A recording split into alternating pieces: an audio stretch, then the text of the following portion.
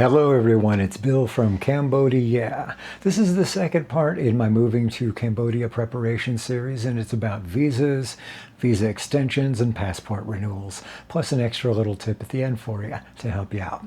So the first part has to do with getting your visa itself. This consists of two little parts here.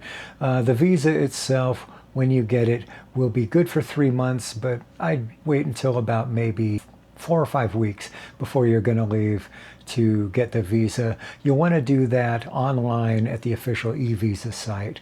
And when I say e-visa in this context, I mean electronic visa. It differs from the e-type visa, which I'll explain in just a moment. When you get that visa, the official e-visa site link is down in the description there. It's very easy to fill out. Don't go to any of those services that offer to do all the visa stuff for you, because it's basically a scam industry. And they do that for like basically every country. It's so easy to fill out the stuff online. It's not difficult at all, I promise. And it'll only take you a few minutes. There's no point paying like $100 to some scam thing when you can do it all yourself. So when you go to the site, and it'll give you the option between several types of visa. The most common are type T, the tourist visa, which is good for 30 days. You can renew it once. And after that, you cannot do any long-term extensions. The next one, and the one you'll want to get if you're moving to Cambodia or plan to spend a long time there, is the type E, ordinary visa. And it'll have a box there on the site where you can choose which type you want. So choose that type E, that's the one you want. That is good for the first 30 days, and then you can extend that with the various visa extensions. It's $30 for the tourist visa, $35 for the ordinary visa. And the thing that people get hung up on when they hear e-visa is electronic visa, because you're doing it online, or type E visa. Now that I've explained the type E visa, just keep that in mind whenever you're watching other videos or hearing other people talk about it, or maybe you're on Reddit and they're talking about the E visa. They're generally referring to the type E ordinary visa. Just need to make that super clear. The second part of the visa process is the e-arrival form. That one you'll want to do online no more than 7 days before you arrive, not depart. Make sure you know what your arrival date will be, because if you're coming from the States, due to the vast time zone difference, when I leave, the date that I'm landing is going to be 2 days later. One of the flights is 17 hours, good Lord. So keep that in mind. You'll want to do that within 7 days of when your arrival date will be. So I would say about 5 days before you leave, that's a good time to go online and get the e-arrival form filled out. That doesn't cost any extra. And it's quick and easy. You fill all that out, and they'll email you a QR code within 2 or 3 days. This whole process, doing it online, makes things so much easier than going and waiting to do it in person, where you have to wait in line and fill out forms and all this kind of stuff. And then there's maybe even a question of whether you get in. If you get pre-approved online, you're good. You show your QR code, they stamp your passport, you're through. It's quick and easy. You're fine. As far as onward travel is concerned, Cambodia itself, though their website says they can ask for proof of onward travel, I have never ever heard of them ever doing so. So you're not going to really have to worry about it from when you're landing in Cambodia. Some airlines may require it, but that's also very rare. You'll want to check with whatever airline you're using to be sure. If you happen to find out that you need proof of onward travel, go to bookmebus.com and just get like a cheap, like $10 bus ticket to Laos or to Vietnam. The Thai borders are closed because Thailand invaded Cambodia. Just get that. You know, it may or may not be refundable, but $10 for peace of mind, hey, there you go. The next thing is your visa extensions. The first kind is the EG. That's looking for work. That's if you've decided to show up in Cambodia without a job after all. and you're going to be looking for a teaching job or whatever you're looking for, that you can get up to 3 months.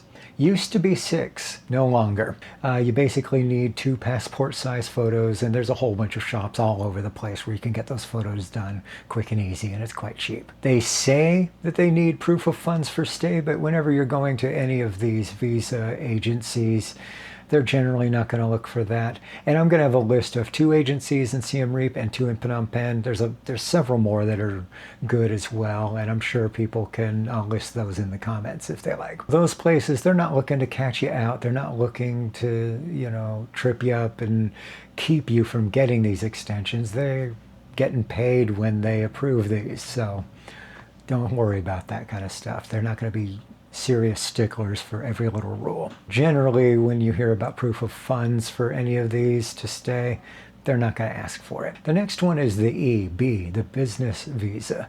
That's for if you find an employer or you have a business there, or you have clients in Cambodia. For that, you can get up to a year. What you'll need is a stamped letter from your employer, or if you're self-employed, you can write your own letter of self-employment. You'll need to get a stamp. You can do that. There's stamp shops around, and it's like $15 to get a stamp done. You can stamp that letter, bring it in. If you go to any of these agencies, they can help you understand exactly what is needed for all of that. If you have a Cambodian employer, generally they will handle the business visa for you. They'll submit the forms and all that. They may or may not pay. You'll want to check with them. In any case, they will at least help you understand the process. If you get this visa extension, there's also a work permit at an additional cost. Plan on about $500 for the whole thing, for the EB extension and the work permit. The next one is the ER, retiree visa extension. All you need to do is be 55 years old. Your passport is proof enough of that. Even though the site technically says you need some kind of pension or proof of savings or something like that, again, they're not asking for it generally. I've never really heard of them doing so. For that one, you may need a couple of passport-sized photos. You may not have a Cambodian employer or clients. If you happen to be working remotely and all of everything having to do with your business is not in Cambodia, then you can do that, just don't bring it up. They're probably not going to ask. Pretty much as long as you're 55, you're good.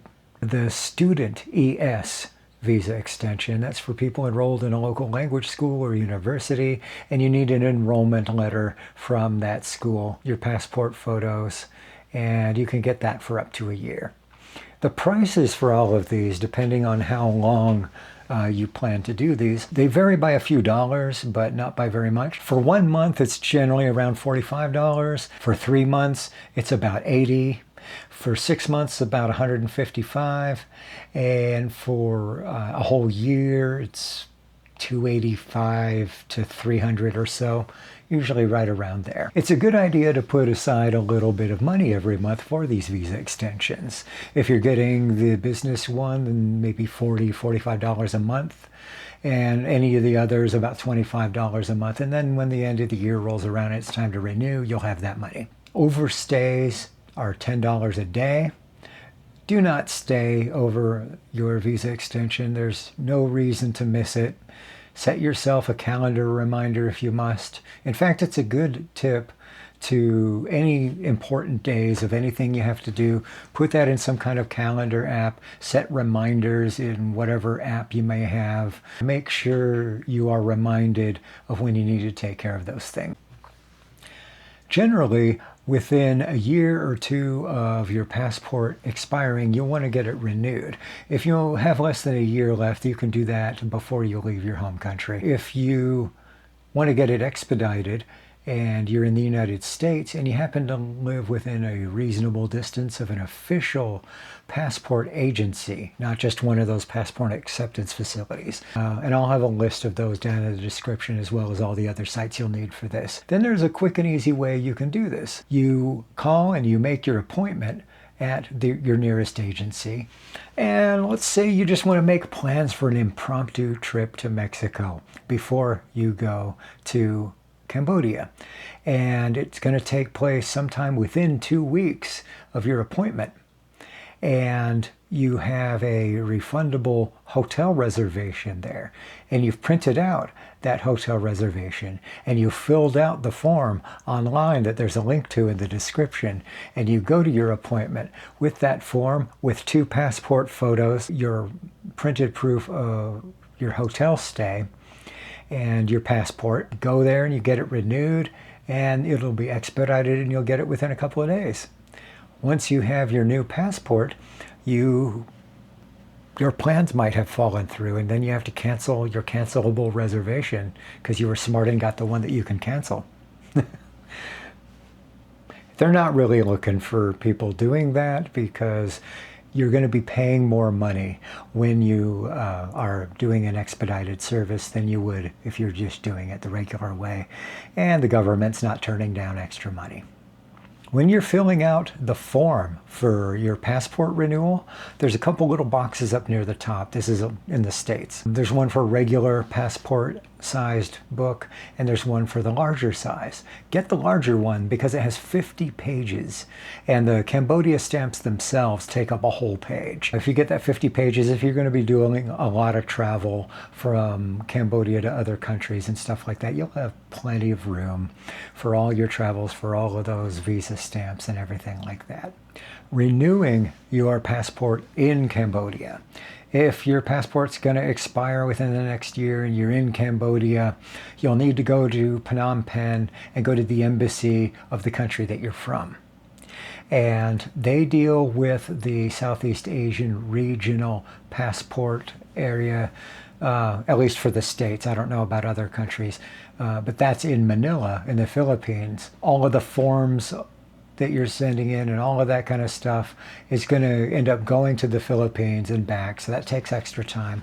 Make sure to start this process at least 6 months before your passport's going to expire. You know, your embassy will help you understand everything that you need to provide for that and the whole process for that. One extra tip. All of your important documents, your passport, your visas, your birth certificate, anything else that's of any import whatsoever, make redundant copies. Email copies of them to yourself. Put them in Dropbox or some other online storage. Keep them in your phone. Keep them on separate hard drives if you have those.